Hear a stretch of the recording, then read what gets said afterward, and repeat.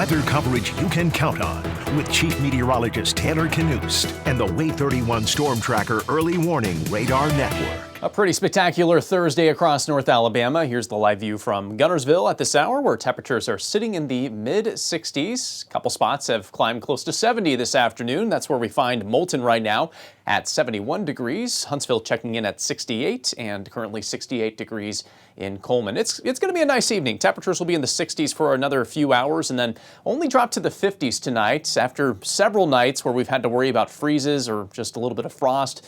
That's not going to be a concern tonight with forecast lows in the 50s. 54 our forecast low in Huntsville.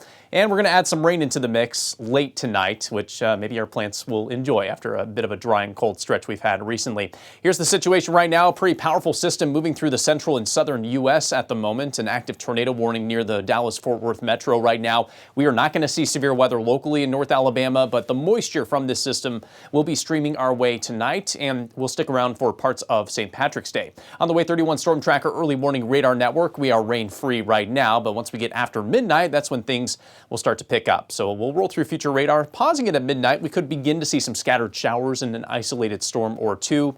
It looks like between midnight and 6 a.m. is when we will see the heaviest of the rain and the best chance at non-severe thunderstorms around North Alabama. Once we get past 6 a.m., we will continue to have rain chances, but I do not think we will necessarily see thunderstorms during the daylight hours of Friday. It's just going to be some periodic rain, light to moderate at times, probably favoring areas farther south as opposed to farther to the north.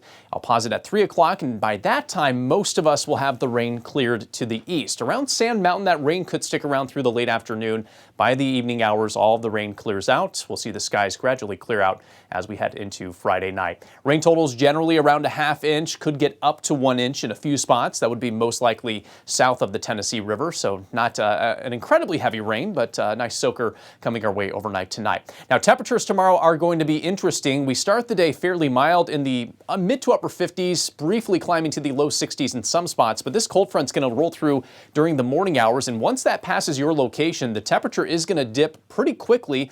By the noon hour, some of us are looking at temperatures down to the 40s, and we'll spend much of the afternoon in the 40s. It's going to be breezy outside on Friday as well, which may drop the wind chills down to the low 40s and maybe even the 30s at times. It's going to feel cold by the end of the day tomorrow, certainly colder to end the day as opposed to what we'll experience early in the day on Friday. That cool down continues Friday night, and we're back at it with the freeze concerns. Overnight lows Friday night close to that freezing mark, including right at 32 in Huntsville, and we'll continue to monitor more chances for sub-freezing temperatures over the weekend. In fact, it looks likely that we will have freezes on Saturday night and Sunday night with forecast lows in the mid to upper 20s.